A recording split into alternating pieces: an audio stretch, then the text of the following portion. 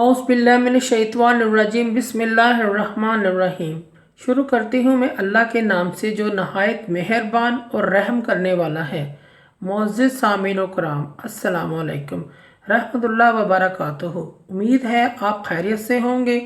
अल्लाह पाक आपकी तमाम जायज़ हाजात को पूरा करें। अल्लाह पाक आपकी मुश्किलात का हल फरमाएँ, आमीन।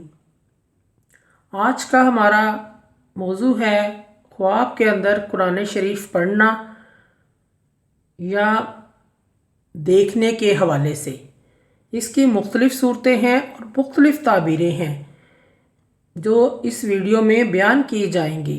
अगर आपने इस चैनल को लाइक और सब्सक्राइब नहीं किया तो कर दें, घंटी के बटन को भी दबा दें ताकि हमारी आने वाली वीडियो का नोटिफिकेशन आपको मिल सके।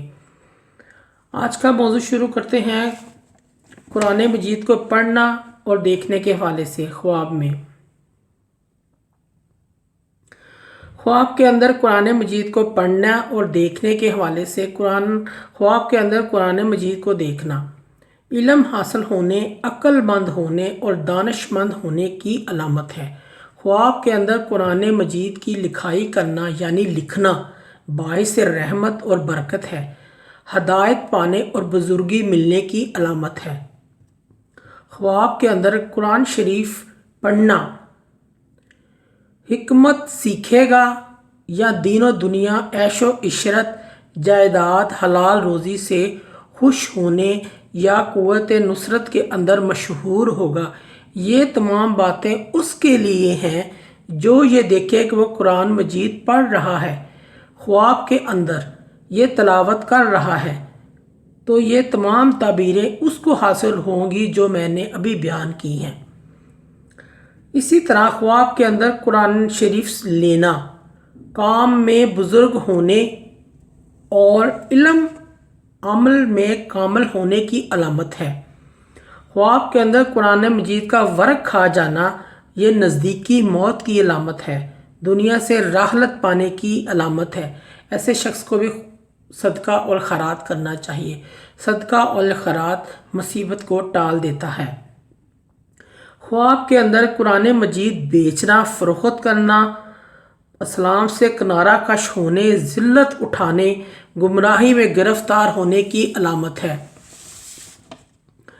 ख्वाब में कुरान मजीद को सुनना खैर व बरकत की अलामत है। ख्वाब में कुरान मजीद को मुर्दे को देना, ख्वाब के अंदर मुर्दे को देना तो खैरियत, खैरात, अबादत की तौफीक पाने की अलामत है।